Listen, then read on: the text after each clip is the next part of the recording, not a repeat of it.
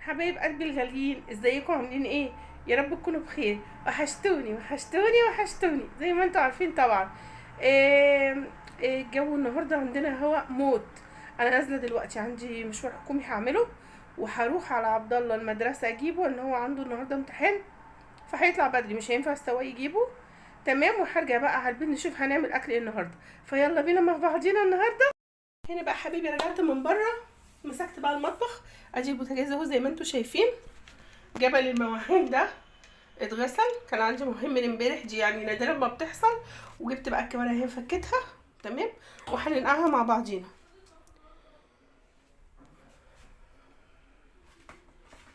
السكينه، فين الليمونه اهي. ليمونيه حلوه كده كبيره.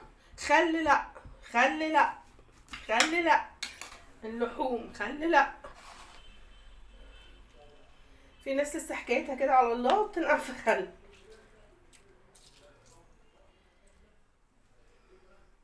فانكم ما بتاكلوش لحمه، بتكسروا البروتين اللي فيها، اللحمه والفراخ. غلط الخل يتنقع فيها. ادي الليمون، ملح،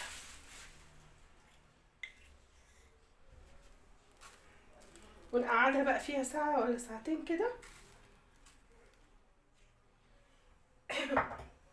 ندعكم كده كويس عشان كل واحدة يطولها الملح. مش عارفة كده باين كل قطعة من دي طولها الملح والليمون. تمام، ندعكم كده في بعض كويس اهي. تمام كده، ونحطها بقى في التلاجة كده ساعة ساعتين، وبعدين نطلعها نعملها. عايزة اوريكم الممبار نفس الحكاية برضو، ليمون وملح. تمام، اتنقعوا هما الاتنين فيها. بقى حبايبي اهي شطفتها كويس مطرح الملح والليمون. تمام، وهنزلها بقى، الميه بتغلي هنزلها فيها.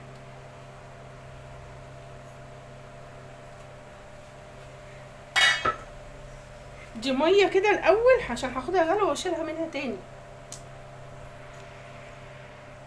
ما حطيتش فيها ولا بهارات ولا اي حاجه.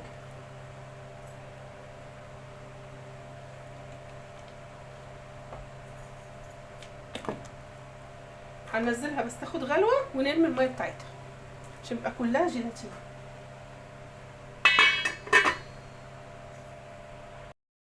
هنا بقى كده هي خدت غلوه، هطلعها واخدها شطفه.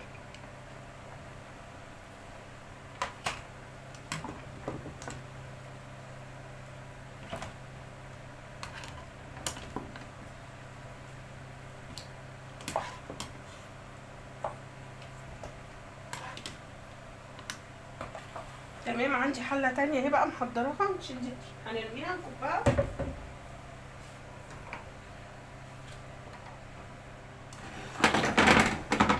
حله تانية اهي محضراها عشان ننجز.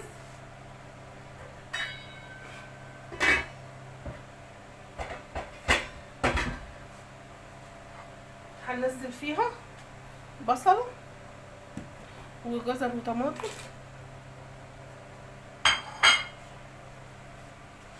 طبعا ملح لا عشان تستوي كويس. فلفل اسمر،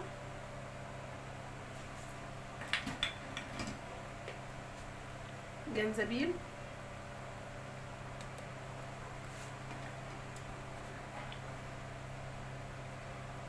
قرفة،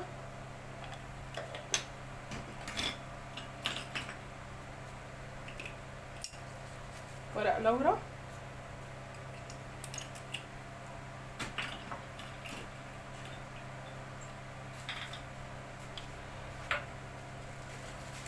خلاص هي المية كده دخلت في الغليان، فاقدر انزل المستكة عشان تسيح. كام فص حبهان،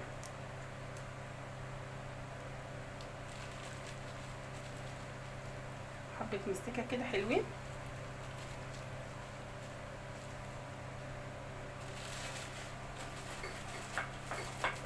هاخد بقى الكوارع اشطفها شطفة عشان انزلها على طول.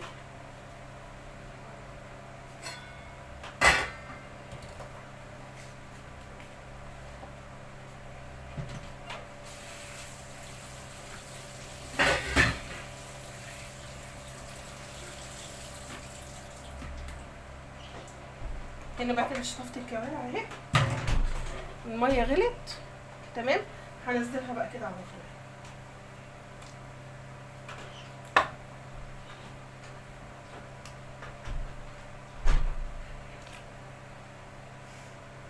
اول بقى ما تغلي كويس اهوتشي بقى النار وانساها 3-4 ساعات كده لحد ما تستوي،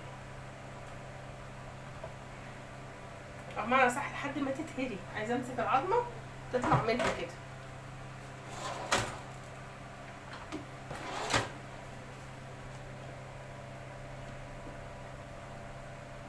حطيت هنا كل حاجه ما عدا الملح بعد السوا.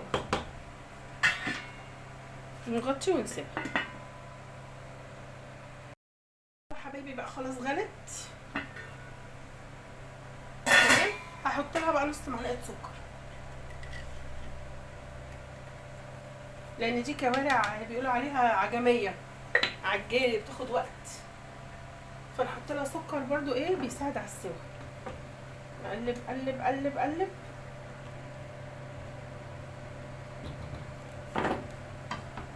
النار هنا عاليه، هنغطي بقى كده ونوطي ونسيبها تعيش حياتها. حبايبي بصوا، عايزه اوريكم بقى الشوربه صافيه ازاي. هي لسه ما استوتش على فكره، كده عدى عليها ساعه، لسه ما وصلتش لدرجه السوا اللي انا عايزاه. بس بصوا شوربتها صافيه ازاي وفاتحه ازاي بفعل ايه، ان انا غرقت لها ميه ورميتها تمام. والريحه بقى مش قادره اقول، ولسه لما تستوي لسه. اتفضلوا معانا حبايبي، بس لسه ما استوتش.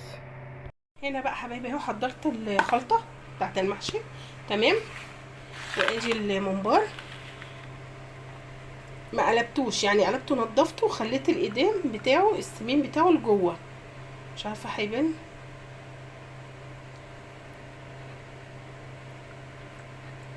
بصوا اهي اللمعه من بره اهو اهو، السمين بتاعه اهو جوه، ما قلبتوش عشان يحتفظ بطعمه جوه تمام كده. ولسه الكوارع ما زالت على النار، يعني كل ده بجهز والكوارع على النار بتاخد راحتها في السوا.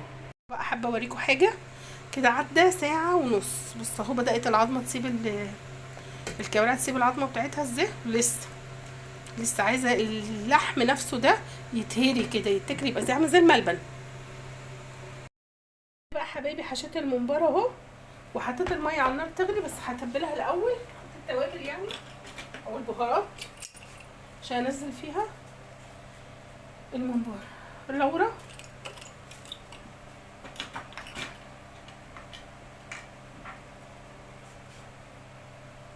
فلفل اسمر، جنزبيل، قرفة. بس انا بحس اهم حاجة للشوربة اللورة والحبهان والمستكة، وطبعا الفلفل الاسمر ده لا غنى عنه. حبهان، مستكة.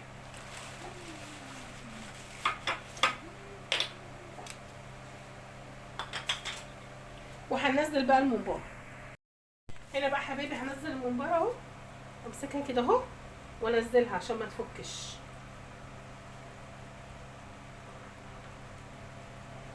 اهم حاجه الميه تغلي، عشان ايه اول ما الممبار ينزل يقفش كده عليها على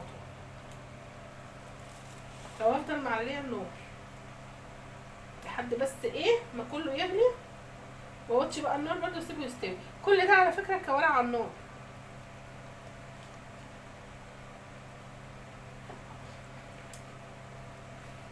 طبعا واحده واحده عشان بس الرز ما ينزلش منها.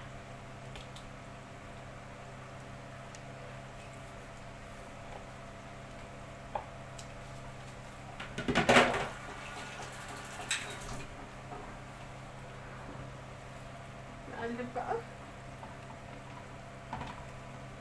والنار عاليه زي ما نستناها لحد ما تغلي بس اهو. بص هنستنى بس النار تغلي ونوطيها.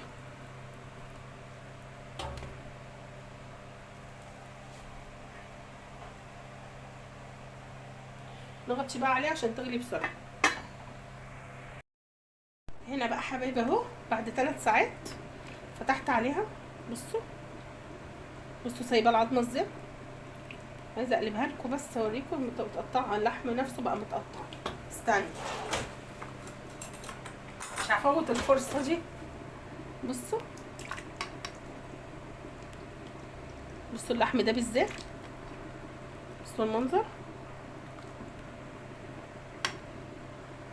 بصوا كل ما تقعدوها على النار ونار واطيه هتاخدوا النتيجه دي، تبقى جميله عامله زي الملبن. نحط بقى الملح. المرحله دي بقى خلاص نحط لها الملح عشان تشربه، ونسيبها بقى تاخد معاه غلوتين كده ولا حاجه. الملح مش كتير على قد الحله، ما شاء الله الحله كبيره اهي، عشان ما حدش يقول الملح كتير، لا يا دوبك.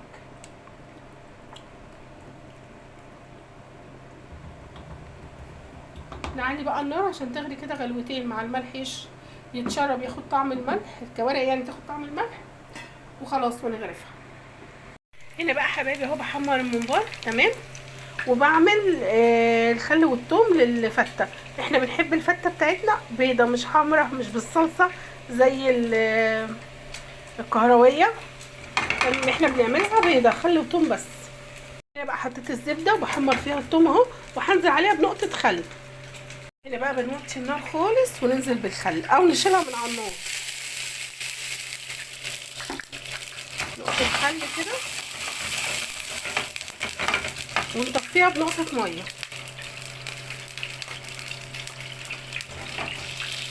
هقفل بقى معاكم عشان احط نقطه ميه ونطفيها، وبعدين احطها على الفته عادي. هنا بقى حبايبي كده هنغرف الفته. حطيت العيش المقمر اهو تحت تمام، وعليه الرز، واحط عليه الخل والثوم،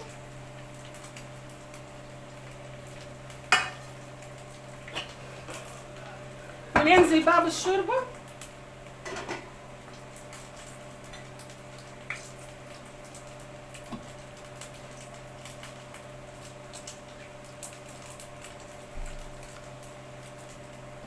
شوربه روعه.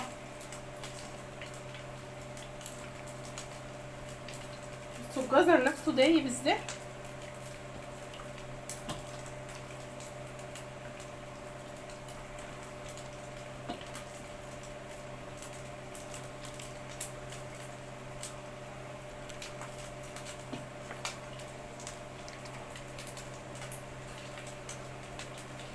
نو نحاول بقى نفك كده الرز ونطلع بقى ايه الملبن اللي عملناه كوارع.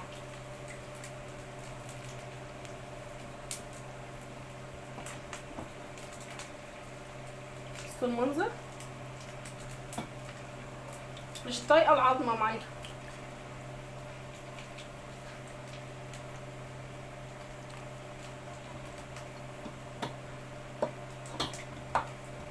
احلى طبق كوارع. حبايب قلبي ادي الممبار اهو بيتكلم عن نفسه. وبصوا الحمار ده على فكره السكر اللي حطيته هو اللي عمل له اللون الذهبي الجميل ده. الكوارع، الكوارع يا خرابي على الكوارع مش قادره اتكلم. بصوا دايبه دوب، دايبه دوب.